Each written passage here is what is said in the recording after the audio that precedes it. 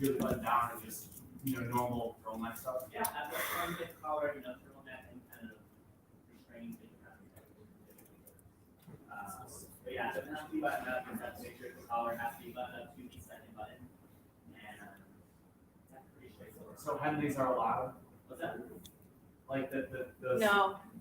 Thank you. There's no collar. I think a good rule of thumb is if you ever have a question, ask your leadership team. Either send a photo of the shirt or whatever a text, and they'll be able to answer for you. So it's always a good idea to keep a backup uniform or a backup outfit just in case you slow red line on your outfit. You don't want a 6-hour shift with a big red line.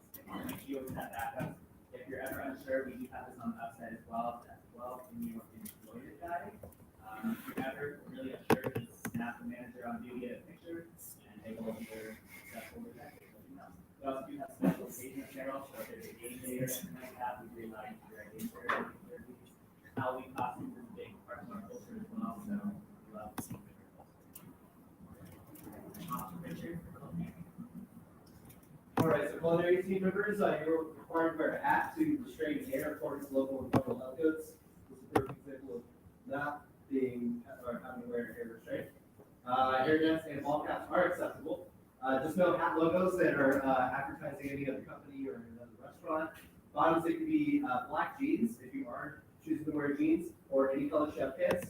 Chef coats, we want to keep them clean and fresh. I know we're in the kitchen and everything, but you just don't want to have a chef coat that looks like it was just tossed in the back seat of your car, and then you just put it back on real quick and try to iron it out. Buttoned all the way up, so we don't like to have like an unbuttoned or like a cross. You can wear a black or white chef coat, which we're going to issue to all culinary team members before you leave today. And then for the miscellaneous, no extra jewelry. Gum chewing is not allowed because that just triggers that salivating response, and you don't want to be chewing and like leaking stuff that's lying under. That's disgusting. Aprons, we're gonna provide those. We have a lending company that will request those for us periodically. Shoes, closed toe and slip resistant cleats. And then we pass over on us to tell you what you need. Yeah, the favorite part of orientation is what you get to eat. The beautiful thing about this restaurant is that we are a scratch kitchen, and you will get to enjoy possibly every day a meal with us. I'm not making this sound already. Do it!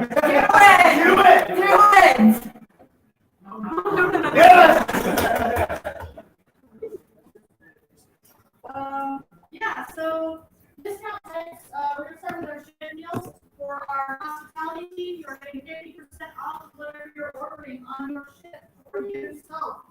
Culinary team, 100%. You know, the kitchen go hungry. Dine-in food, if you are coming to the restaurant, you are welcome to bring one guest, and you and that guest both get 50% off of dine-in food.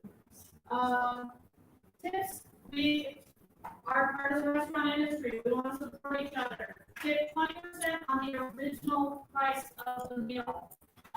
Following that, we are providing one guest discount to go food up to 50% off with a cap of $100.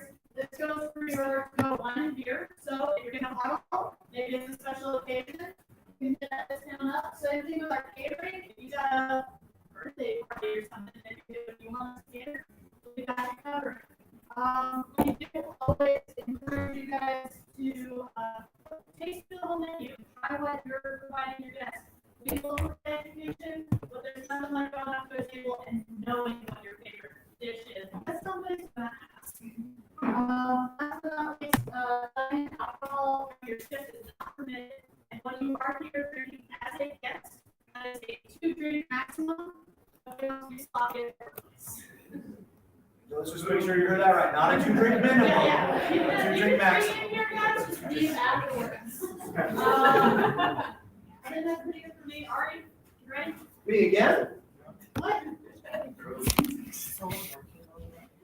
Everybody, give it up for Anna.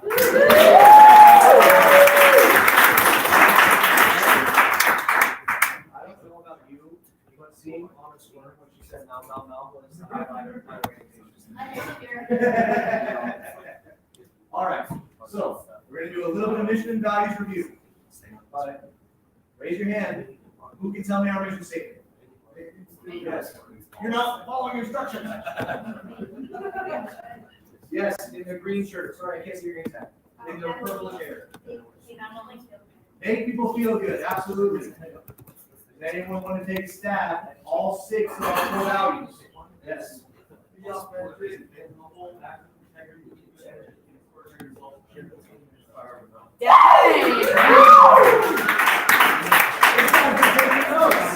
This guy's been taking notes. All right. Over the next 7 days, we are going to put a high level of focus on these 6 core values and this mission statement.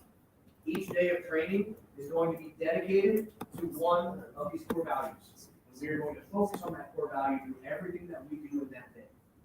These are so important to us. And we talk about them so much, not because we want to waste our breath, but because this is truly something that we believe in and truly what we think sets us apart from the competition. So, let's talk a little bit about training is going to look like over the next 7 days. So what you can expect from training is a dynamic, high-paced, intense environment, environment where you're going to be challenged. There's going to be a lot of study that's going to be required. We've got a lot of menu items, we've got a lot of lines. We need you to know these things. You can expect testing. There will be a midterm and a final. Now, be terrified. I'm a core test taker for any other core test takers out there.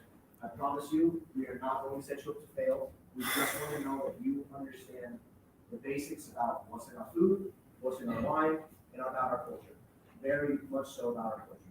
I'm not going to ask you what E equals MC squared. I'm not sure if it does or not. But I promise you, if you struggle, we will provide opportunities for you to study. We will provide you support throughout your training. All you need to do is be transparent and ask for that help. I promise you, we will give it to you. Okay? All right. What else you can expect from training?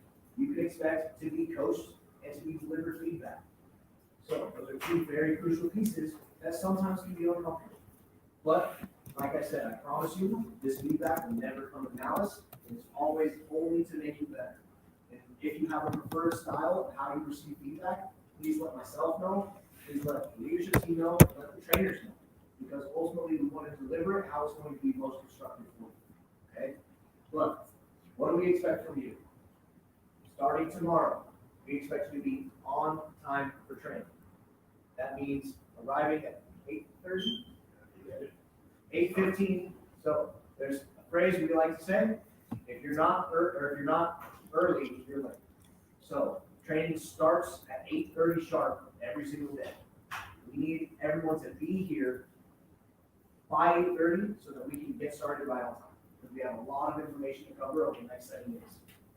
Starting tomorrow, we also expect that you come in to work in uniform, meaning button-up shirt, whatever looks nice. Again, we don't have a classic uniform, but we do have guidelines. So come in with your own personal style as long as it falls into the proper attire guidelines. We expect you to be coachable. We expect you to come in and be engaged and be participatory in the days of training. And again, like I said, we expect you to ask for help if you need it. Okay? All right. Training schedule review. So, when is our first day of training? Tomorrow. What time are we going to be here? 8:15. 8:15. I love it. All right. Does everybody know how the parking situation? Everybody knows? No. 17th and Walnut. Real quick. 17th and down. 17th and down. Walnut Street, everything past 17th Street, the street parking is free. We are also going to get you RTD passes. That's in the works. There's a lot of free RTD passes. All the garage items are free on Saturday and Sunday. Oh, yeah. Like the one for All right. I promise we'll talk more about that in just a moment, but I do want to finish with training schedule. So, tomorrow is day 1 of training. We're going to be here at 8:15. We're going to come in uniform. What we do ask is that you don't bring anything that you don't need. Meaning, when you leave today, you're going to receive a yellow folder. If you're a culinary team member, you're going to receive some chef notes. Ideally, those yellow folders are the only thing that you're bringing to every day of training. Of course, if you need a water bottle or like a snack, please feel free to bring that. But what we don't want is to treat this space with disrespect. We don't want to leave backpacks all over the place. We don't want to have miscellaneous stuff all over the place. Now, I do understand that some of us are students. If you do need to come directly from class, of course, you can bring your backpack and we'll find a place for it. But ultimately, think less is more. Okay? I promise you we'll get to questions just saying. Okay? Okay, day 2 of training will be this upcoming Wednesday. And then we have 2 days off. So Thursday and Friday are your days to do with what you will. And then we're back for training on Saturday, and we will finish day 3 through day 7, all in a row starting on Saturday. Any questions about that? Should we bring a lunch to training? So, great question. We will be providing lunch every single day. I will say, on now, before you leave, if you have any dietary restrictions whatsoever, you please need to see Chris and Anna and tell them about your dietary restrictions so that we can plan for your meals. Okay? Beautiful. I'll answer your question in just a second, sir. Once our 7th day of training is completed on March 15th, we have 1 more day off on the 16th before rolling right into friends and family. Friends and family is our opportunity to have kind of a soft open where you get to invite your immediate family members. We don't want your brothers, cousins, sisters, best friends, cousin-in-law. Okay? But your immediate family members and some friends to be able to come into our space for the very first time and we get to serve them. And that meal will be absolutely complimentary. Okay? Make sure that's So, important thing to know. Once this orientation is completed, probably around noon today, each of you will receive an email that has a link to sign up for a reservation for friends and family. Okay? So there are 4 total shifts of friends and family. There's Friday night, Saturday morning, Saturday night, and Sunday morning. Now, Chris and the leadership team, they're going to create a schedule for you to be able to work those shifts. So I do encourage you to get with them before you sign up for a reservation, because we don't want you to sign up for a reservation on a day that you might be working. Okay? And we'll be able to answer those questions here in a moment. And then lastly, once we finish Sunday morning, friends and family, the next day we're open. March 20th, and this community is going to be barreling through those doors. I promise you, this is going to be a busy location. We have had people stopping nonstop every single day, asking us when we're open, asking, hey, can I make a reservation? Like, people are ready. So, get ready. March 20th is the real deal.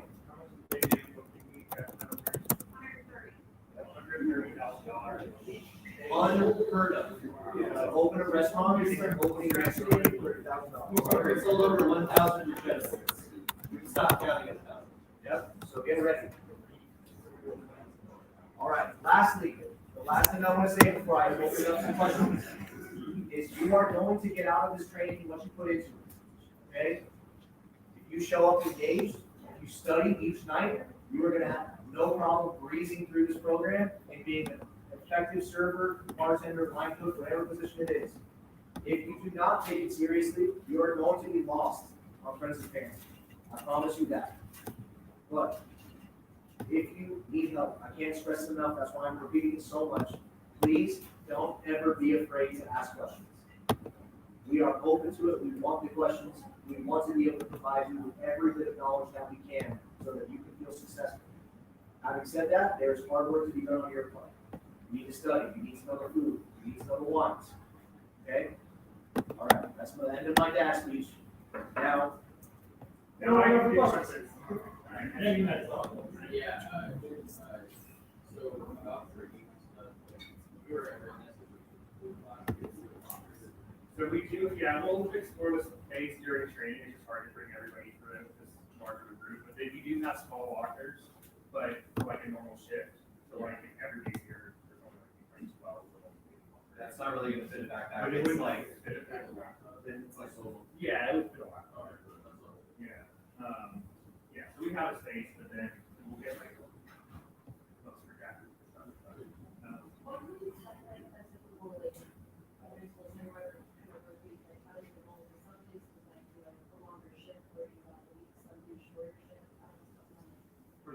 different is like in No, general. in general. Yeah, so like morning shifts are typically like in times are 9 when we start. They might roll to 9:30 when everybody's super awesome. But we open from 11 to 11. Morning shifts go from like 9 to like at 4. The night team comes in at 3:30 initially. We might roll back to 3:45 once we're all super awesome. And then it does go until we get cut or close. Like we're not gonna have all server. When we initially start, that's when it's not good. And then bartenders typically work the whole shift. They're not getting us as much. We typically don't run that many mids just because how the typical works. That makes it a little easier. And then, yeah, I mean, hopefully we're out of here within an hour after. This is pretty good close. Unless we're like, Trey or. Oh, I was curious as to what's our max occupancy. Yeah, so, well, I don't know what the max occupancy is, but we have 115 seats inside. With outside, it's like bringing us like 150, 157 or something.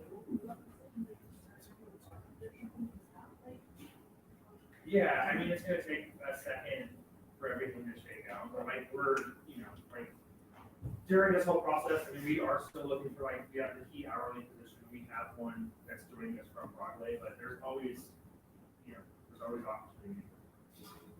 And we're only gonna get busier. And if I could feedback on that really quick, with being a team service environment, you guys, I wouldn't get too hung up on whether or not you're a bartender or server. Because yes, during the training program, are you gonna learn how to bartend if you were hired on as a bartender? Absolutely, but that doesn't mean that you're gonna be bartending every shift.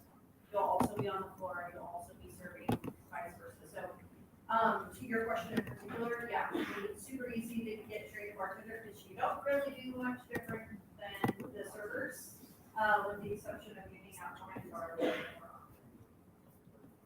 So for this 150 event, for like my, what I bring, am I serving them or am I keeping them? Ideally, you would